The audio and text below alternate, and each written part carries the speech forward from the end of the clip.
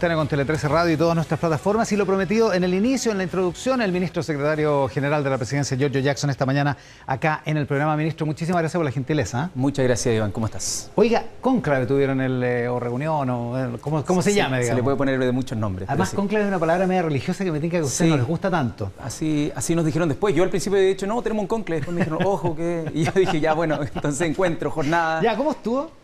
Estuvo bien, estuvo súper bien. ¿Sí? Estuvo acontecida también porque en paralelo ocurrieron varias cosas que podemos comentar después acá en Santiago, pero creo que fue una instancia bien positiva. Los parlamentarios y parlamentarias y también el gabinete ministerial se fueron con un balance súper positivo porque era una instancia para conocernos primero, para poder dejar que también el gobierno pudiera explicar algunas de las cosas en las que estamos trabajando, un horizonte también de tiempo en materia tanto política, legislativa, también económica, y por su parte, las bancadas parlamentarias también dieron su opinión, después se trabajó en grupo. Me llegaron varios comentarios positivos de la evaluación de los propios participantes. Así que yo al menos quedo conforme con eso, no va a ser la primera instancia.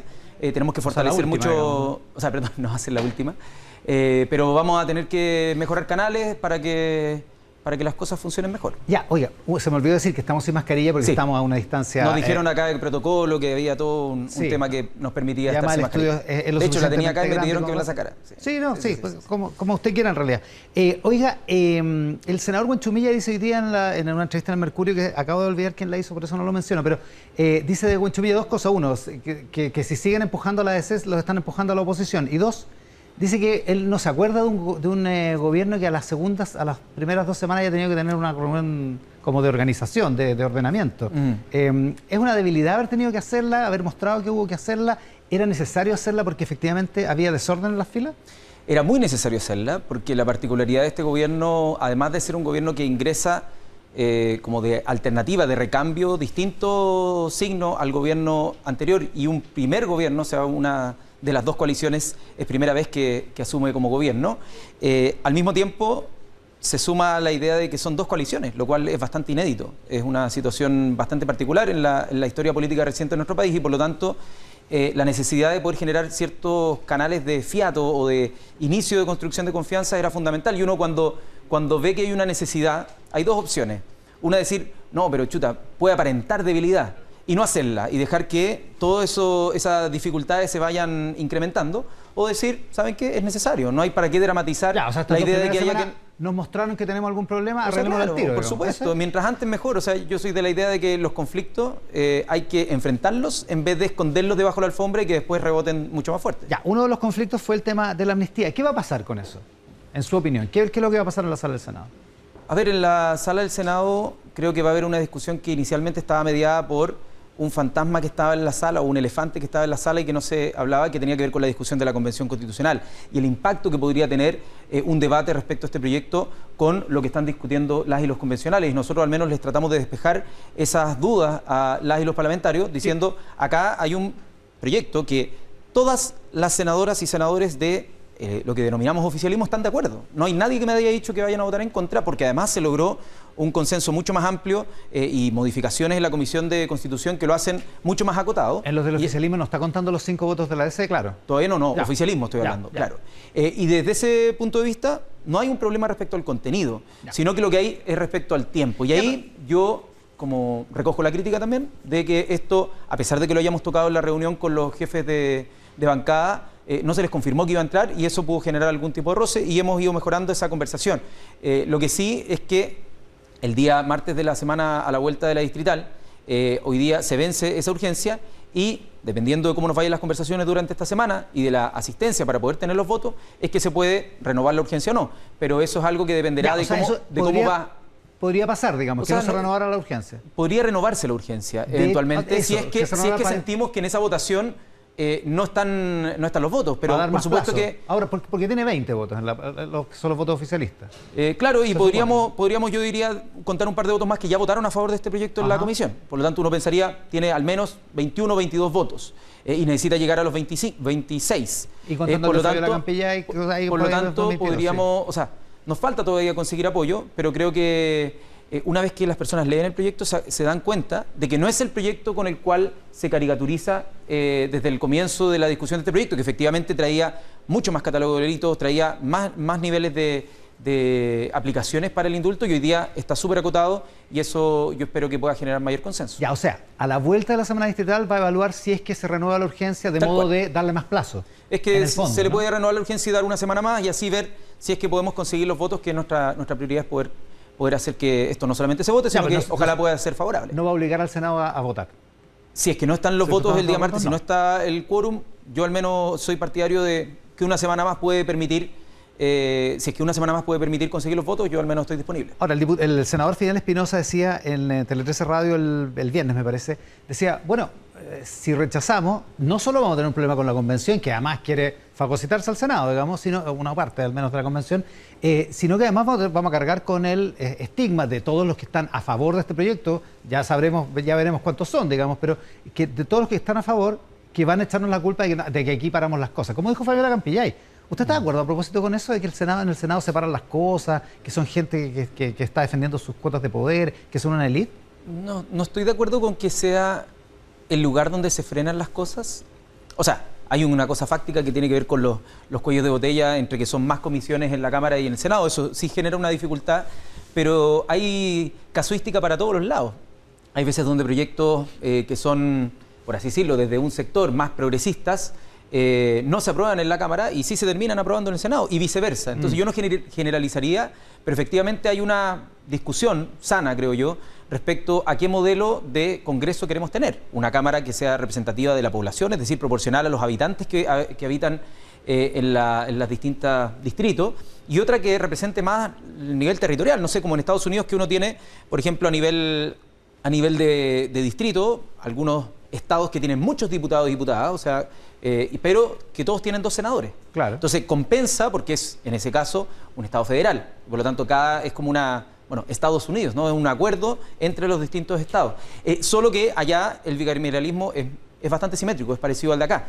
Acá lo que se está discutiendo es que se tenga un bicameralismo asimétrico, que es el acuerdo al que se está llegando hasta estos días entre distintos sectores bastante transversales, incluso donde participan sectores de derecha. Entonces, es una cosa que está bastante amplia, que se está discutiendo, que no está zanjado, pero que, en mi opinión, va encaminado hacia 2 cámaras, una con una representación más bien de las regiones y otra más a nivel proporcional, y con distintas atribuciones. Y ahí, en esa minucia, está la negociación de estos últimos días. Volvamos sobre eso al tiro, pero antes de eso, el argumento de que si el Senado rechaza, se vuelve sobre este mismo círculo. En el Senado separan las cosas, el Senado le está dando desde la espalda a los sectores progresistas. Digo, el Senado tiene razones para temer que va a cargar con un costo si es que rechaza este proyecto. O sea, tienen esa... Y lo más probable es que pase, que se rechace, digamos. O sea, es que tienen esa idea en la cabeza, lo he conversado con ellos y ellas, pero también les he tratado de explicar de que lo ideal es que cada senador o senadora vote en conciencia con el proyecto que salió de la comisión.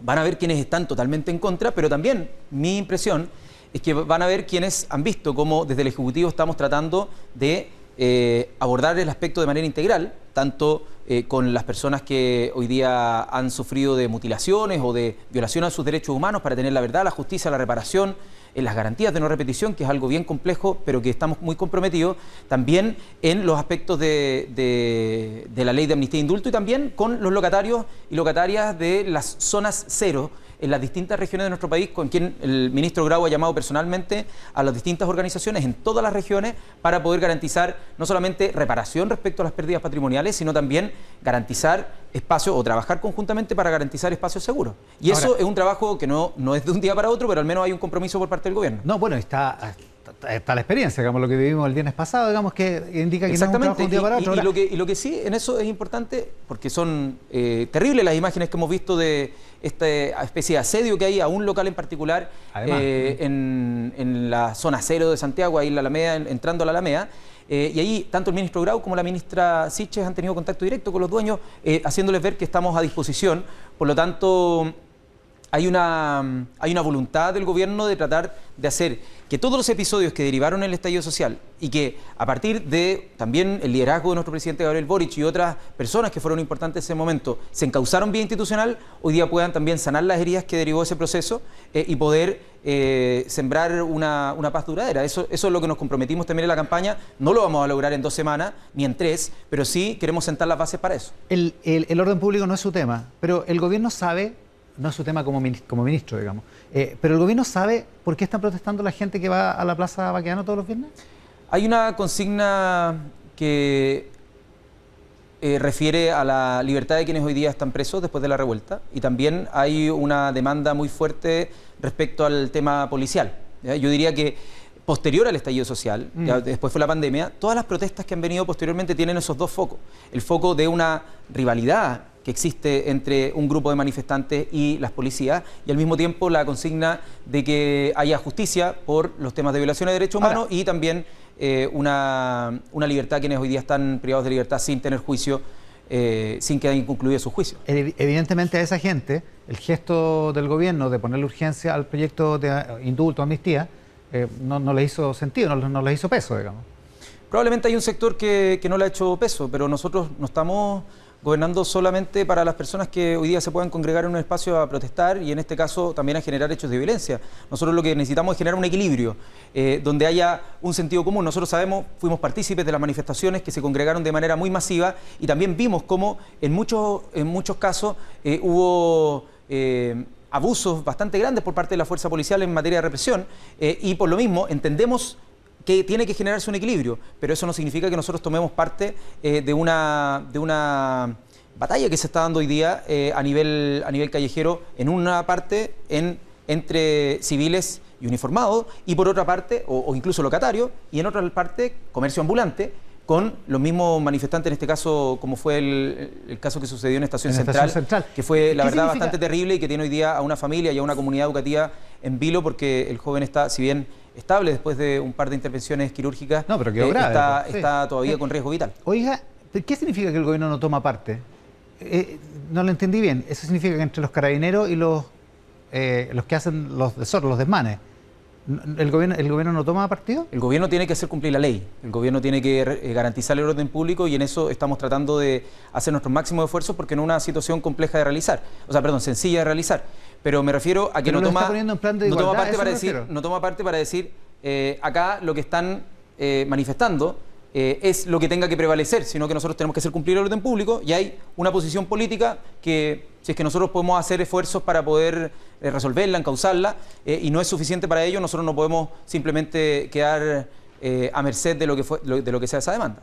Ya, sí, solo para entender, pero no está poniendo en el mismo nivel a los que hacen los desórdenes, los desmanes, los que destruyen, digamos, los que atacan a la ex fuente alemana, en fin, los que fueron a las Tarrias el viernes a la noche, los que dejaron el estropicio ahí con los carabineros. No, ¿sí? Por supuesto que no. Lo que sí, para que quede claro, es que Carabineros tiene que hacer cumplir el orden público siempre respetando los derechos humanos. Y sabemos que, lamentablemente, en nuestra historia reciente, en los últimos 2 años y medio, hubo situaciones que todavía no han sido esclarecidas y que nosotros también tenemos que velar para que haya justicia, para que haya verdad y para que haya reparación. En ese sentido, digo que hay versiones para las dos partes, no en el sentido de que uno se ponga de un lado o de otro. Digo que hay historia donde se asigna una deuda pendiente que nosotros queremos sanar y que hoy día está pendiente. Ahora, ¿le cuesta al gobierno respaldar a Carabineros, o no? O sea, digo, a raíz de toda esta historia, no digo que sea una cuestión antojadiza, pero a raíz de todo esto que ha pasado, ¿le es un problema al gobierno apoyar a Carabineros? A ver, Carabineros cumple una función que es importante para no solamente garantizar el orden público, sino también para acudir al llamado de cientos de miles, si no millones de vecinos y vecinas que semana tras semana, mes tras mes, ven inseguros sus barrios.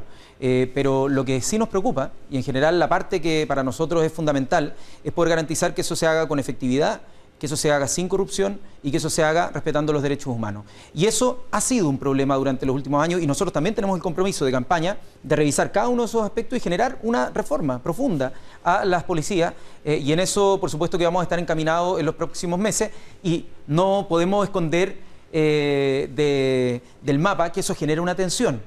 Nosotros esperamos resolverla de manera positiva. Yo creo que la ministra del Interior, Isca Siches, está realizando un trabajo de generación de confianza también con la institución de Carabineros y todas las autoridades que se despliegan a nivel gubernamental, pero va a ser una conversación que muchas veces puede ser incómoda, pero creo que es necesaria para poder tener policías que sean legitimadas por la población y que las personas se sientan seguras cuando acuden a Carabineros. Ese es nuestro objetivo. No va a ser fácil, pero al menos lo estamos intentando. Ahora, entre tanto, lo de los viernes sigue generando problemas para esos locatarios, digamos. Y para esos vecinos, a la gente que vive ahí. Por supuesto, y eso es un tema que nos compete como gobierno, que no somos los únicos que tenemos que actuar. También la sociedad civil puede ayudar en esto, pero nosotros somos los primeros responsables en tener que garantizar el orden público, y eso es lo que esperamos hacer durante los próximos días y aprender de lo que vaya pasando para tener nuevas estrategias, y si es que no van resultando, innovar hasta tener una estrategia que resulte para que los vecinos y vecinas puedan sentir que el gobierno los está apoyando en materia de garantizar el orden público. A propósito, se comentaba también, lo decía el mismo senador Espinosa, que usted comentó en algún momento que necesitaba esta señal de ponerle urgencia al proyecto de amnistía porque venía el Día del Joven Combatiente el próximo martes. O sea, es uno de los factores que en este caso se conjugan, que se meten a la juguera de las decisiones políticas, además que calza con el partido el último partido de las eliminatorias de Chile, que es el mismo día, el mismo momento, y que se puede generar una situación de tensión que nosotros también estamos tratando de observar, y si es que igual estaba dentro de nuestro compromiso el tema de que se pudiera tramitar la ley de amnistía, ¿por qué no tomarla antes, además con una petición expresa como de la senadora Fabiola Campillay? Cierto clima, digamos. O sea, es que es la voluntad que el gobierno tenía. La pregunta es por qué no lo poníamos en tabla. Nosotros lo conversamos con la jefatura de bancada, nos dijeron que les hacía sentido, pero yo no les confirmé, y en ese sentido también tiene razón el senador Insulza cuando dijo: es verdad, lo discutimos, pero no lo confirmó, y ahí pueden haber mejorías en los canales de comunicación. Y hubo ese ruido. A propósito de ruido, el tema del quinto retiro, el gobierno ha explicado que muchos parlamentarios suyos votaron a favor de la admisibilidad de los proyectos. Hay 7 proyectos de retiro de fondos previsionales, pero no necesariamente estando de acuerdo con el fondo. El punto es, se está empezando a generar una cosa parecida a la que vimos en el gobierno anterior con los retiros, que esto es que empieza a crecer una bola que después es difícil de detener, digamos. ¿Cómo lo van a hacer? Porque por otra parte, le pone una prueba muy sustantiva respecto de la credibilidad como ministro del ministro de Hacienda, digamos, ¿no? Absolutamente, y nosotros tenemos un respaldo 100% de nuestro ministro de Hacienda. Creemos que está haciendo las cosas bien, que está haciendo un análisis muy inteligente, no solo desde el punto de vista económico, sino también desde el punto de vista político, de cómo plantearse en esta discusión, pensando en las demandas que hay de quienes aún se han quedado atrás en la recuperación económica. Hay personas rezagadas en esa recuperación económica, y las medidas que involucran cerca de 3.500 millones de dólares están enfocados particularmente a los sectores rezagados de la cultura, a las mujeres, al empleo joven, y yo creo que ahí hay un foco que está bien puesto, y algo que es muy distinto a lo que sucedió cuando se tramitó el primer retiro, es que también el ministro Marcel ha esbozado que en el caso de que hayan cuarentena, es decir, confinamiento, en el caso que por alguna razón las distintas mutaciones del virus hagan que tengamos que volver a estar, digamos, que retrocedamos y tengamos que volver a estar encerrados, que es algo que nadie puede descartar, lo que el ministro ha dicho es que se va a activar de manera automática un mecanismo similar a lo que fue el ingreso familiar de emergencia, y por lo tanto, en vez de esperar, como lo hizo el gobierno, donde el ingreso familiar de emergencia de carácter universal demoró, si no me equivoco, 15 meses, ¿ya? Cercano a los 15 meses para poder establecerlo desde que se decretó desde el inicio de la pandemia, inicio de la pandemia. Ahora se activaría el mismo mes. Eso muestra un gobierno que tiene, por un lado, una disposición distinta a tejer una red de apoyo cuando ocurran estas situaciones, es decir, no abandonar a quienes están hoy día o que puedan estar sufriendo por el confinamiento y por lo tanto reemplazar los ingresos, y por otro lado, no dejar a nadie detrás en la recuperación económica, y al mismo tiempo tener una agenda ambiciosa en materia de reforma a nuestro sistema de pensiones, donde no queremos que, además que los trabajadores y trabajadoras terminen pagando la crisis, pero además queremos que cuando jubilen tengan una buena pensión, y eso tenga un nuevo sistema de pensiones. Entonces, no habría razones para un nuevo retiro de fondos previsionales, y eso significa que los parlamentarios oficialistas van a votar en contra,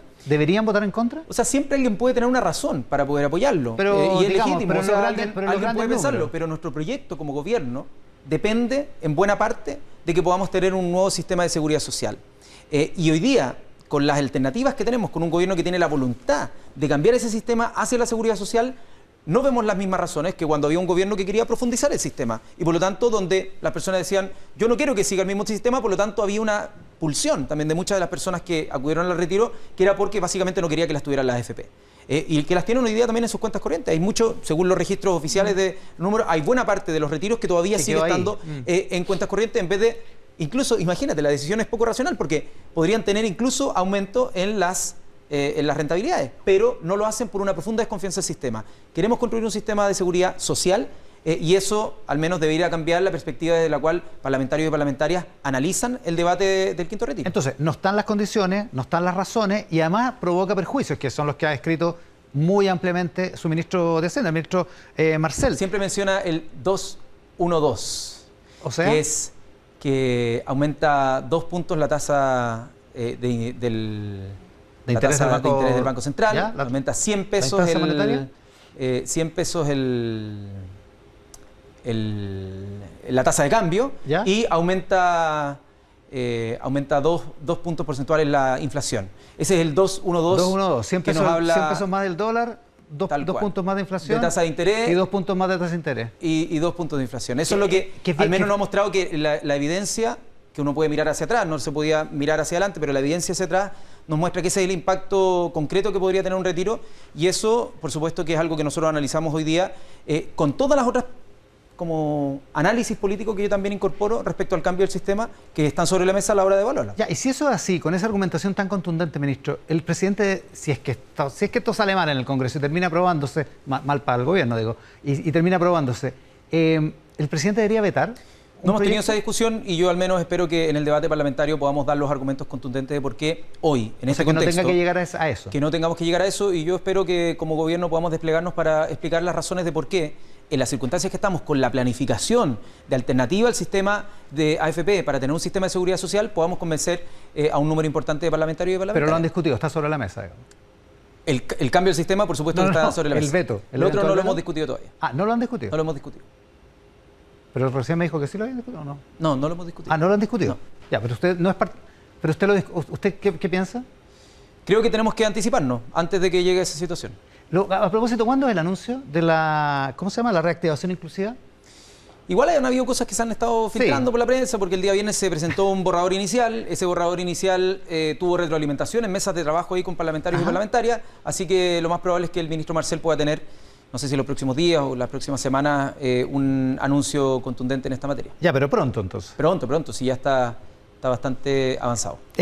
¿Sorprendió usted ayer en el...? Le sumo el salario mínimo. ¿Ah? Le sumo el salario mínimo, que también es parte de esa agenda. Ya, o sea, aumentar los ingresos reales de los trabajadores y trabajadoras para nosotros es fundamental, y hay un compromiso que es llevar en el término del gobierno a 500.000 pesos el salario mínimo y tener un primer paso durante el primer año de gobierno en el que el salario mínimo llegue a los 400.000 pesos, y eso es algo que se está trabajando, que se tiene que trabajar los detalles con, o sea, en el proyecto con los gremios. ¿El proyecto que tiene que ir ahora debería ir en 400.000? Debería llegar a los 400.000, y en eso va a tener una discusión con los gremios, con las centrales de trabajadores, con las pymes, donde podamos nosotros establecer cuáles son los apoyos para las pymes, principalmente, que son las que tendrían dificultades para poder pagar esos salarios, y por lo tanto dar un apoyo que sea contundente para que también trabajadores y trabajadoras puedan llevar el aumento del costo de la vida y poder llegar a fin de mes también. Ministro, usted estuvo ayer en el aniversario de Revolución Democrática, 10 años del partido y de su partido. Muy emotivo. ¿Sí? Sí. Bueno, sí. Muy emotivo. 10 años. Es una trayectoria larga, sí, pues impresionante. Oiga, es que me sorprendió una frase suya, que es la que tiene que ver con el resultado del plebiscito, y que el resultado del plebiscito iba a demostrar la fuerza que iba a tener el gobierno, o el apoyo, en fin, el soporte que iba a tener el gobierno para llevar adelante las transformaciones que está buscando. ¿No le pone eso una presión de más al gobierno, un vínculo con el resultado del plebiscito que a lo mejor podrían haberse evitado, independientemente de que es indesmentible que el apoyo del gobierno y el plebiscito van a tener un vínculo? Claro. Es que yo creo que no tiene sentido tratar de ocultarlo. De ocultarlo obvio. O sea, es que son dos procesos muy paralelos, pero que la nueva Constitución va a regir a los próximos gobiernos, no solo a uno, a todos los que vengan. Y eso, por lo tanto, la hace mucho más trascendente, pero nos toca a nosotros, en la eventualidad, implementar esa nueva Constitución. Y es indesmentible que el resultado que tenga ese plebiscito va a poder generar o más fuerza y por lo tanto más facilidad para que tengamos un nuevo sistema de pensiones, para que tengamos un nuevo sistema de salud, para que podamos tener, no sé, sistemas de cuidado, los temas de transición justa y el tema de descentralización, que si es que no tenemos esa herramienta de mandato constitucional. Es evidente, por lo tanto, más que tratar de ocultarlo, yo creo que hay que afrontarlo y tratar de generar las mejores condiciones de diálogo para que los acuerdos sean lo más transversales posible. ¿Y cuál es la medida de esa fuerza? ¿Qué resultado del plebiscito le da suficiente fuerza al gobierno para llevar adelante más allá del texto constitucional? Porque estamos de acuerdo que un triunfo un 51% de una victoria media pírrica, ¿no? Mientras, si es 50,1 versus 49,9, obvio que es bajo, y mientras más aumente ese porcentaje, más fuerza tiene. Pues, y mientras más sea la participación ciudadana, más fuerza todavía. Pero no me atrevería hoy día a decir cuál es el umbral que permite que el gobierno genere los cambios, porque en toda democracia, desde que es 50,1, ya tiene la validez democrática, pero mientras más tenga, por supuesto que más legitimidad y más fuerza va a tener. Ya. en ese entendido, ¿le interesa al gobierno que el resultado del texto constitucional, lo que salga de la convención, tenga el suficiente nivel de acuerdo como para garantizar un resultado contundente en el plebiscito de salida? Por supuesto que nos interesa, y en particular al presidente, quien en su momento, cuando firmó el acuerdo, también manifestó su acuerdo con la idea de los 2/3 para que puedan ser aprobadas las normas, va en el mismo espíritu, en que mientras más transversal sean las normas, mayor sustentabilidad en el tiempo va a tener el texto constitucional, y eso es lo que nosotros como gobierno nos encantaría que sucediera. Ministro, una última cosa, volviendo al tema de una entrevista que le da hoy día al diario La Tercera, donde dice, cuando llegamos a estar en la posición del gobierno, y que tiene una mirada más panóptica, es la palabra que usted ocupa, hace que uno se dé cuenta de la fractura profunda. Y parte quizás de esa fractura tiene que ver con la desilusión frente a las expectativas. En el mismo diario La Tercera hay una columna de Daniel Matamala hoy que habla respecto de esas expectativas y critica el asunto de los embajadores, no porque el gobierno haya tenido una conducta distinta en la nominación de embajadores respecto de gobiernos anteriores, sino precisamente porque se esperaba una cosa distinta a partir de la propia promesa que ustedes hicieron antes de llegar a gobernar. Sí. ¿Le hace sentido que ha habido ahí en ese asunto una desilusión de expectativas? A ver, las desilusiones parten desde quienes nos observan, por lo tanto nadie puede negar que haya una desilusión. Sería como negar la libertad que tiene la persona de sentirse o no desilusionada. Yo lo que creo es que en la misma frase que se hacía de que no se quería que hubiera nominaciones para como de carácter político, en ese mismo encuentro que se tiene con el cuerpo diplomático en campaña, se llega a un acuerdo con el mismo cuerpo diplomático para que el 80% de las nominaciones sean de carrera diplomática. Y eso se cumplió a cabalidad. O sea, cuando le sacan en cara la frase al presidente, le están sacando solo la mitad. Desde el principio el presidente dijo, yo como avance, y ojalá que puedan avanzar otros a futuro al 90, quizás al 95, siempre se van a reservar algunas embajadas que son más políticas. Él lo que dice es, el 80% va a ser para funcionarios de carrera. Eso es un avance. Y el resto lo vamos a hacer con criterios de paridad. Ahora, entonces avanzó con otro criterio. Y eso... Pero a la gente lo que le preocupa no es, con todo respeto a los funcionarios de carrera de la Cancillería, a la gente no le preocupa la carrera de los funcionarios de la Cancillería. Lo que le preocupa es la otra frase, que es, no vamos a usar esto ni como pituto, ni como premio de consuelo para derrotas electorales, cosa que aparentemente ha ocurrido. Bueno, es que el 20% tan solo de todos los cargos que se nominan para las misiones que tiene Chile en el extranjero fueron con carácter político, y así lo dijo incluso en el momento en el que se llevó a la misma carrera diplomática a los funcionarios de carrera diplomática que llegaron a ese compromiso.